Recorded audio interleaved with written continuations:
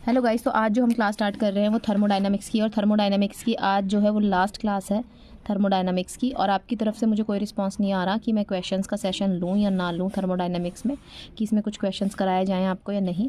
तो कोई बात नहीं, आज जो थर्मोडायनामिक्स की लास्ट क्लास है, आज मैं पूरी थर्मोडायनामिक्स आपको कवर करा दूंगी। तो आज जो हम पढ़ेंगे वो पढ़ेंगे कार्नोट इंजन के बारे में। आपके पास एक बचा हुआ है कार्नोट इंजन बचा हुआ है, और दूसरा आपके पास बचा हुआ है जूल थॉमसन एक्सपेरिमेंट बचा हुआ है। तो कार्नोट इंजन के बारे में देखो, कार्नोट इंजन, इसको आइडियल इंजन कहा जाता है। आइडियल इंजन होता है ये, इसी के बेसिस पे हम तैयार करते हैं। आइडियल इंजन होता है और सबसे एफिशिएंट इंजन होता है, मोस्ट एफिशिएंट इंजन होता है ये, ठीक है। और इसके अंदर क्या होता है कि सिस्टम जो है वो हीट लेता है और हीट को वर्क में कन्वर्ट करता है। मतलब कैसे, क्या हुआ, ये मान लो आपका इंजन है जो सिस्टम है, और ये क्या करेगा, पहले क्या करेगा, यहाँ पे ये हीट लेता है, ठीक है। मान लो क्या वो हीट इसने ली, हीट लेता है और उसको किस में कन्वर्ट करता है, वर्क में कन्वर्ट करता है। और कुछ जो हीट है वो वेस्ट के फॉर्म में बाहर आ जाती है, ठीक है ना। कुछ हीट जो है वो वेस्ट फॉर्म में बाहर आ जाती है, ठीक है। देखो अब यहाँ पे देखो, जैसे आपके जो पेट्रोल इंजन है या जो डीजल इंजन है, उनका जो वो मेनली वर्क करते हैं इसी प्रिंसिपल पे। जो कार्नोट इंजन का प्रिंसिपल होता है उसी पे वो भी काम करते हैं। प्रिंसिपल क्या होता है कि सिस्टम क्या करता है, हीट लेता है, ठीक है। हीट लेके वो क्या करता है, काम करने के लिए फिर वो काम करता है। जो यहाँ से हीट लेता है और उससे क्या करता है, फिर वो अपना कुछ ना कुछ वो वर्क करता है, और जो एक्स्ट्रा हीट होती है वो बाहर निकाल देता है, ठीक है। ये बेसिक प्रिंसिपल होता है कार्नोट इंजन का, ठीक है। जैसे कि आप देखते हो आपके जो मोटर बाइक्स हैं, ठीक है, या जो भी आपके डीजल इंजन हैं, जो भी पेट्रोल इंजन हैं, मोटर बाइक की बात करते हैं तो उसमें क्या होता है, पेट्रोल का कंबशन होता है। पेट्रोल का कंबशन होगा तो क्या मिलेगा, हीट मिलेगी, ठीक है। हीट मिलेगी मतलब थर्मल एनर्जी मिलेगी आपको वहाँ से, और फिर वो क्या करेगा, उसको वो कन्वर्ट हो जाएगी, वो काम करेगा, बाइक चलाएंगे, वर्क होगा तो मैकेनिकल एनर्जी में वो कन्वर्ट हो जाएगी, और जो बची हुई हीट है वो वेस्ट फॉर्म में बाहर निकल जाती है, ठीक है। तो जो मोटर बाइक जो है वो कौन से प्रिंसिपल पे काम कर रही होती है, वो भी कार्नोट इंजन के प्रिंसिपल पे काम करती है, ठीक है। अब हम बात करते हैं इसके अंदर कि देखो, अब इसमें आपको करना क्या है, इसमें आपसे पूछा जाता है कि इसकी एफिशिएंसी क्या है। हमने बोला मोस्ट एफिशिएंट इंजन होता है, तो इसकी एफिशिएंसी है क्या, उसको हम बताते हैं। ये होती है एफिशिएंसी, ठीक है। एफिशिएंसी को हम कैसे बताते हैं, इंजन की एफिशिएंसी की बात करते हैं तो आउटपुट, भाई उसमें से कितनी आउटपुट आई, जो हमने इनपुट दिया उसमें तो आउटपुट क्या आई, दैट इज़ एफिशिएंसी, ठीक है। अब इसमें आउटपुट में क्या हो रहा है, वर्क डन हो रहा है, कोई ना कोई काम हो रहा है। वर्क डन कौन, बाई इंजन। भाई जो ये इंजन है आपने उसने क्या करी, हीट ली। जो ये सिस्टम है, जो ये इंजन है जिसकी हम बात कर रहे हैं, ये क्या कर रहा है, ये काम कर रहा है, तो वर्क डन बाई इंजन हो रहा है, ठीक है। इनपुट में हमने क्या दी, इसको हीट दी। इनपुट में हमने क्या दी, इसको हीट दी, तो हम बोल देंगे हीट क्या ले रहा है, ये taken, heat taken by engine. भाई इंजन क्या कर रहा है, हीट ले रहा है और वर्क डन कर रहा है, ठीक है। तो work done by the system हो रहा है, मतलब सिस्टम काम कर रहा है। तो मैंने पीछे बता रखा है कि वर्क क्या हो जाता है, नेगेटिव हो जाता है, और सिस्टम क्या कर रहा है, यहाँ पे हीट ले रहा है, सिस्टम को हीट दी जा रही है, तो क्या जो है हीट है वो पॉजिटिव रहेगी। तो ये आपका फॉर्मूला निकल के आ जाता है यहाँ पे, ये, ठीक है। ये आपका फॉर्मूला निकल के आ गया, ये आपको याद रखना है, ठीक है, ये आपको याद रखना है। कैसे क्या करते हैं, एफिशिएंसी हम निकालते हैं, एफिशिएंसी। और जो हमारे पास ये होता है इसको हम बोलते हैं, ये एफिशिएंसी का फॉर्मूला है यहाँ पे, ये है ईटा, इसको हम बोलते हैं ईटा, ठीक है ना। अब ध्यान से सुनो मेरी बात यहाँ पे कि अब क्या हो रहा है, हमने क्या बात करी इसमें कि सिस्टम जो है वो हीट ले रहा है काम करने के लिए। यहाँ पे हीट ली जा रही है और फिर काम हो रहा है, क्या कर रहा है, हीट ली जा रही है और फिर क्या कर रहा है, काम हो रहा है, ठीक है। यहाँ पे तो यहाँ पे अगर हम देखें कि जो टोटल हीट जा रही है वो तो आपके पास क्या हुआ है, ठीक है। उसमें से क्या हो रहा है, कुछ काम हो रहा है, वर्क जो हो रहा है, और बाकी जो वेस्ट हीट है वो क्या कर रही है, निकल जा रही है, ठीक है ना। जो वो हीट क्या कर रही है, निकल जा रही है। तो सिस्टम क्या कर रहा है, काम कर रहा है, तो वर्क जो होगा वो क्या होगा, जो हीट दी जा रही है उससे तो कम काम हो रहा है ना, क्योंकि आधी हीट तो क्या कर रही है, जो वेस्ट हीट है जो निकल जा रही है वो भी तो निकल रही है यहाँ से। तो वर्क जो होगा वो क्या हुआ, इससे क्या होगा, जो दी हुई हीट से उससे कम होगा, इसीलिए इसकी एफिशिएंसी हमेशा वो 1 से ये कम आती है, इस तरीके से, ठीक है। इस तरीके से हम इसको ये याद रखना है, ये चीज़ें याद रखनी, ये याद रखना, ये याद रखना, कुछ और याद ना रखो तो ये ज़रूर याद रखना, ठीक है। अब देखो कुछ बेसिक फीचर्स हम पढ़ लेते हैं, कुछ बेसिक हम इसके फीचर्स पढ़ लेते हैं। बेसिक फीचर्स क्या क्या है, जैसे हमने हर किसी के बेसिक फीचर्स पढ़े हैं, ऐसे ही हम क्या करेंगे, कार्नोट इंजन की भी क्या करेंगे, बेसिक फीचर्स पढ़ लेंगे, ठीक है। देखो यहाँ पे पहला बेसिक फीचर क्या है कार्नोट इंजन का, पहला बेसिक फीचर देखो, हमने बोला कार्नोट इंजन क्या होता है, मोस्ट एफिशिएंट इंजन है, बट वो 100% एफिशिएंट नहीं होता है कि 100% एफिशिएंसी हो, ऐसा नहीं होता है। आपको पता है क्योंकि ये 1 से कम आ रहा है, आप देख रहे हो इसकी वैल्यू, ठीक है, तो 100% एफिशिएंट नहीं होता है। दूसरी क्या है कि अगर एफिशिएंसी जो कार्नोट इंजन की अगर हम बात करते हैं तो वो डिपेंड नहीं करती कि आपने कितना अमाउंट ऑफ सब्सटेंस, मतलब उस पर डिपेंड नहीं करती है, ना ही वो नेचर ऑफ सब्सटेंस पर डिपेंड करती है। मतलब जो आप एफिशिएंसी की बात कर रहे हो वो कभी भी किस पर डिपेंड नहीं करती, डजंट डिपेंड ऑन, दिख रहा है, डज नॉट डिपेंड ऑन, वो डिपेंड नहीं करती है किसके ऊपर, अमाउंट के ऊपर और nature and nature of substance, substance के नेचर पे, नेचर ऑफ सब्सटेंस की, सब्सटेंस का नेचर कैसा है उस पर वो डिपेंड नहीं करती है, ठीक है, नहीं करती है, ठीक है। अब देखो थर्ड जो इसका अगर हम एफिशिएंसी का जो कार्नोट इंजन का अगर फीचर पढ़े, तीसरा फीचर क्या है तो वो देखो ध्यान से, यहाँ पे थर्ड फीचर है इसकी अगर हम बात करते हैं तो, एक मिनट, थर्ड फीचर हो गया हमारे पास यहाँ पे कि हमारे पास फॉर्मूला क्या निकला, eta is equal to -W/QH, ये निकला, ठीक है, ये निकला। अब देखो हमने बोला कि जो वर्क डन है, अब यहाँ से देखना इसको, एक और फॉर्मूला इसका निकल सकता है, क्या होता है, हम बोलेंगे किसके बराबर है, TH - TC/TH, आप ये याद रखो, ठीक है। ये क्या है, ये है temperature, temperature of hot body, ठीक है, हॉट बॉडी का टेम्परेचर है, ठीक है, हॉट बॉडी। और ये अगर हम बात करें तो ये कोल्ड बॉडी का टेम्परेचर है, कोल्ड बॉडी का टेम्परेचर है, ठीक है, कोल्ड बॉडी का टेम्परेचर है, ठीक है। हॉट बॉडी मतलब देखो यहाँ पे जो टेम्परेचर है ऑफ हॉट बॉडी, हम क्या कहना चाह रहे हैं, जहाँ से इंजन हीट लेता है, ठीक है, ये टेम्परेचर है हॉट बॉडी का, हॉट बॉडी मतलब जहाँ से इंजन जो है वो हीट लेता है, तो इसके लिए हम क्या यूज़ करते हैं, QH की, QH हीट वो ले रहा है इंजन, ठीक है। और अगर हम बात करते हैं यहाँ पे कि ये है कोल्ड बॉडी का टेम्परेचर, मतलब जहाँ पर इंजन हीट देता है, देखो कोल्ड बॉडी है, ठंडी है, वहाँ पे इंजन क्या कर रहा है, उसको हीट दे रहा है, ठीक है, और जहाँ से हीट लेता है वो है हॉट बॉडी, ठीक है। तो इसको इस तरीके से हम इसको लिखते हैं, ठीक है। तो अब इसकी पूरी डेरिवेशंस पे नहीं जाएंगे, डेरिवेशन नहीं आती पेपर में, ठीक है, आपको इतना ही याद रखना है। तो आपको याद क्या रखना है, वो याद रखने का मैं आपको यहाँ बताती हूँ, आपने क्या याद करना है इसमें, कार्नोट इंजन में फॉर्मूले आएंगे डायरेक्ट, ठीक है, W/QH ये हमने निकाला, समझ रहे हो आप। उसके बाद क्या लिखेंगे इसको, TH - TC/TH, ठीक है। उसके बाद हम इसको लिखेंगे, इसको ऐसे भी लिख सकते हैं, TH/TH - TC/TH, ठीक है। तो यहाँ पे आ गया 1 - TC/TH, ठीक है, ये हमारे पास फॉर्मूला आ गया।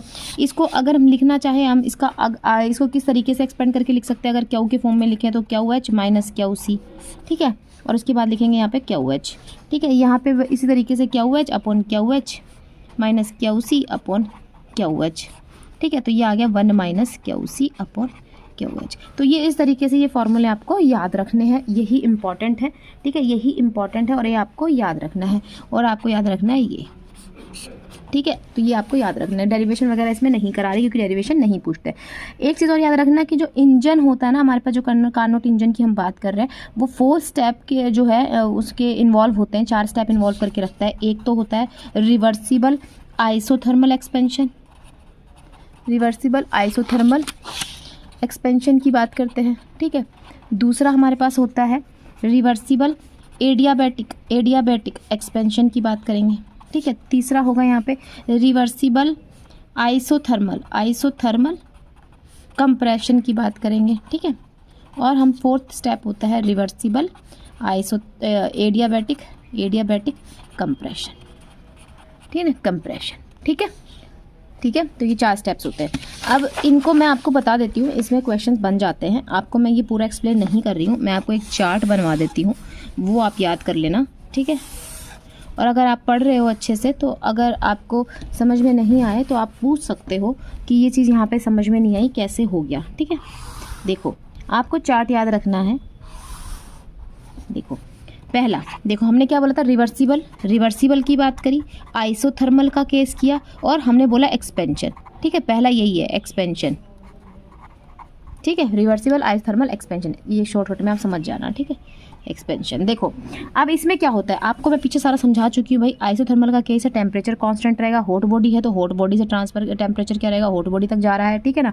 तो यहाँ पे सिस्टम सबसे पहले क्या कर रहा है, हीट ले रहा है। आपने क्या देखा, सिस्टम हीट ले रहा है, तो आपने बोल दिया P1 V1 और T, ठीक है, P2 V2 T, ये सब मैं पीछे करा चुकी हूँ आपको। लेकिन आपको पता है यहाँ आइसोथर्मल केस टेम्परेचर कांस्टेंट रहेगा, हॉट बॉडी की बात करें क्योंकि सिस्टम यहाँ पे क्या कर रहा है, हीट ले रहा है, सिस्टम क्या कर रहा है, हीट ले रहा है, यहाँ पे ले, ठीक है, रहा है, रहा है। समझ रहे हो आप मेरी बात? सिस्टम यहाँ पे हीट ले रहा है तो क्या होगा, सबसे पहले पता है आपको आइसोथर्मल का केस है, तो इंटरनल एनर्जी जो चेंज होगा वो क्या हो जाएगा, जीरो हो जाएगा। आपको मान लो du1 ले लो इसको, ठीक है, ये क्या हो जाएगा, जीरो हो जाएगा। जब वर्क निकालेंगे इसमें, वर्क का आपको पता ही है -r, तो आपने ये पीछे वर्क जब आपने निकाला तो उसमें देखा ही है, यहाँ पे TH लगा दो, ln V2/V1 हो गया।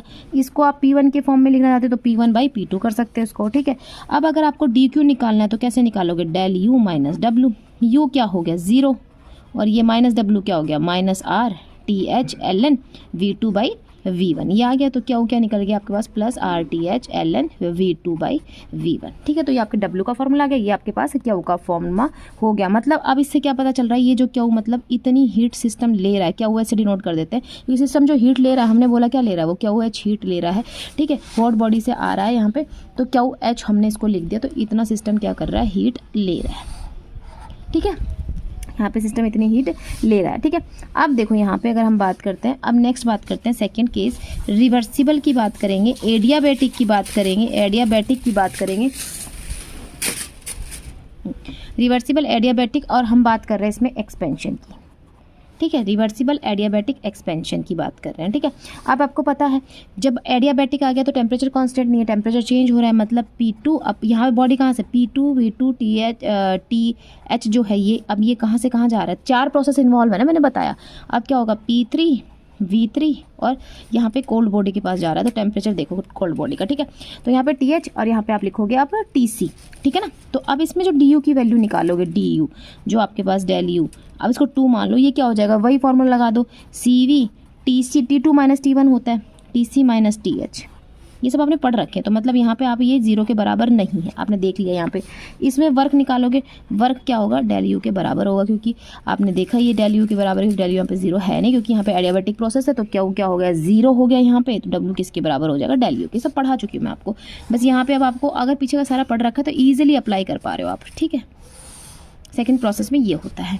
थर्ड प्रोसेस में क्या होता है, देखो थर्ड प्रोसेस है आपके पास रिवर्सिबल आइसोथर्मल, ठीक है, और कंप्रेशन का, रिवर्सिबल आइसोथर्मल कंप्रेशन का प्रोसेस है थर्ड प्रोसेस, ठीक है। इसमें क्या होता है, देखो P3 V3 TC, आइसोथर्मल है, टेम्परेचर कांस्टेंट रखना है, P4 V4 TC, समझ रहे हो। यहाँ पे अगर हम वैल्यू चेक करें DU3 की, तो वो क्या होगी, वो 0 होगी।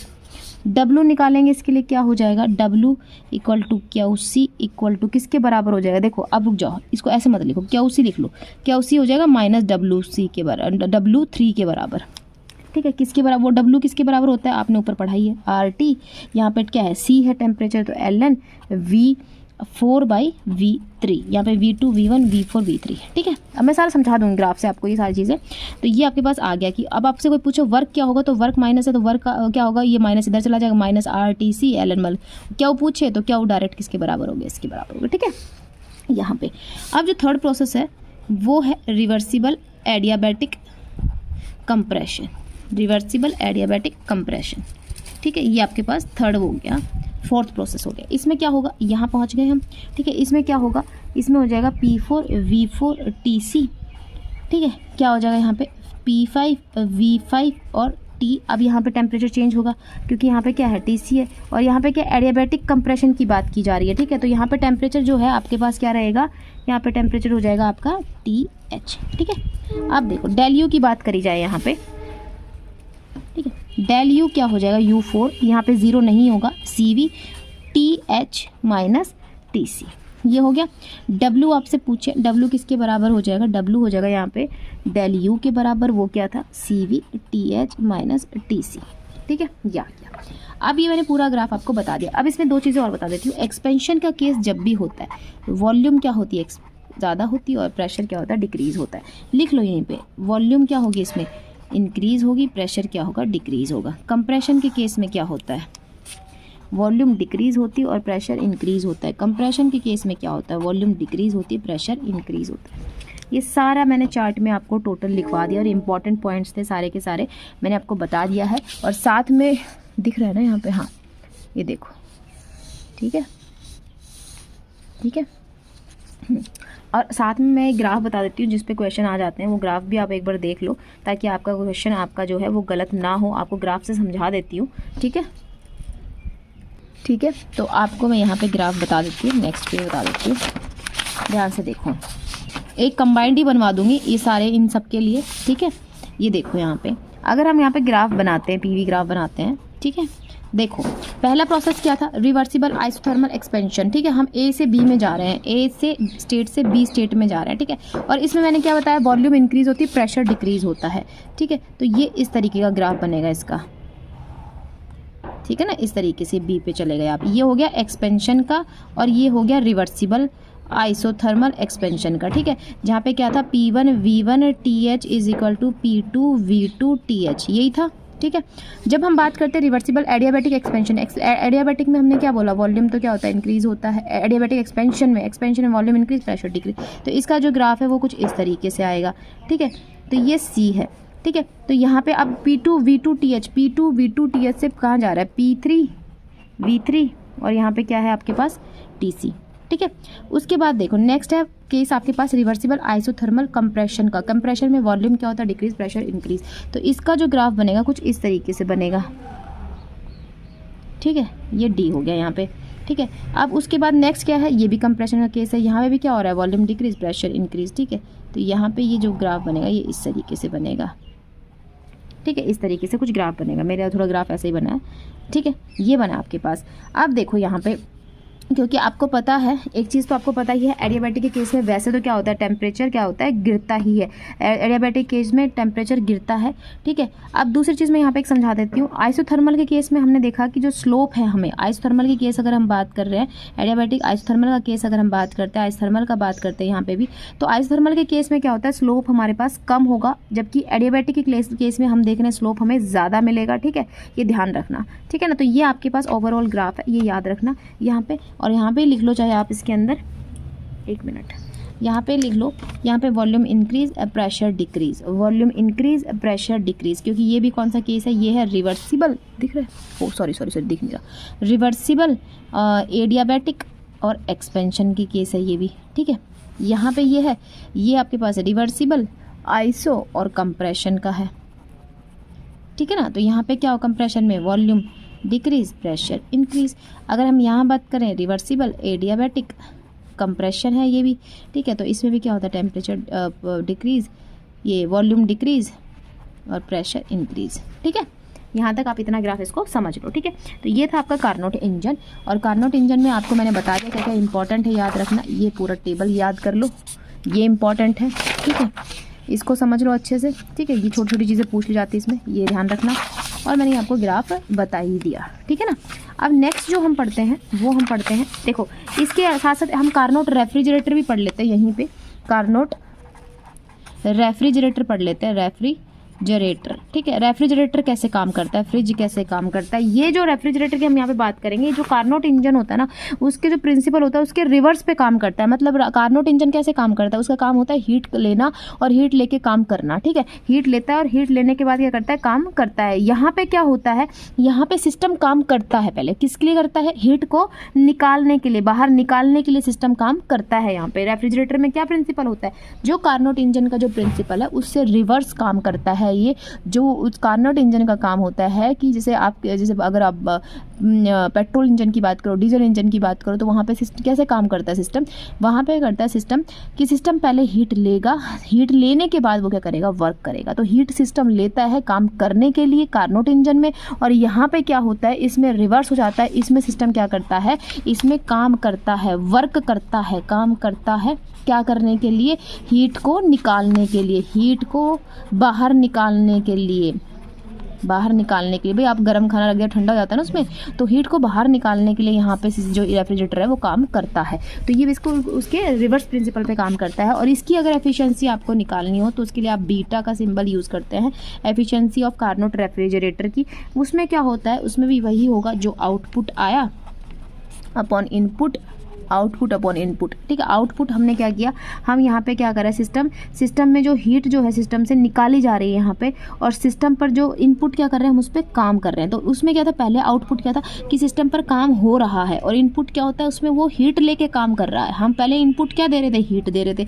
यहाँ पे इनपुट क्या है, इनपुट वर्क है, हम काम कर रहे हैं, और आउटपुट क्या है, वहाँ पे हमें हीट बाहर निकालनी है सिस्टम से। तो इसका फार्मूला क्या हो जाए, सिस्टम से बाहर निकालनी हीट, सिस्टम जो है वो heat is given by the system, system heat निकाल रहा है बाहर, तो माइनस साइन आ जाएगा। और वर्क जो है, वर्क डन जो हो रहा है ऑन द सिस्टम हो रहा है, काम जो है सिस्टम पे करना पड़ रहा है, तब जाके वहाँ से क्या हो रही है, हीट बाहर निकल रही है। तो सिस्टम पर काम हो रहा है, work done on the system, system पे क्या हो रहा है, काम हो रहा है। तो ये क्या हो जाएगा, प्लस में साइन आ जाएगा, ठीक है। तो हमारे पास क्या इसका फॉर्मूला बन गया, बीटा इज इक्वल टू, हमारे पास क्या मिल गया यहाँ पे, माइनस QC अपॉन W, ठीक है। ये हो गया।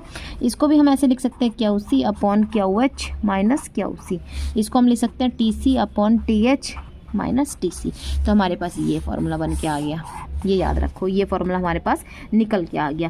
तो ये मैंने आपको बता दिया, ठीक है। एक मैं आपको रिलेशन बता देती हूँ, बीटा और ईटा में रिलेशन क्या है, ईटा में, ठीक है। तो beta plus 1 upon 1 by eta होता है, ये होता है रिलेशन इसके अंदर। और आपको नहीं पता तो कि बीटा का फॉर्मूला रख के देख लो, उसमें +1 करके देख लो, अगर आपके पास ईटा आता है तो ये रिलेशन होता है।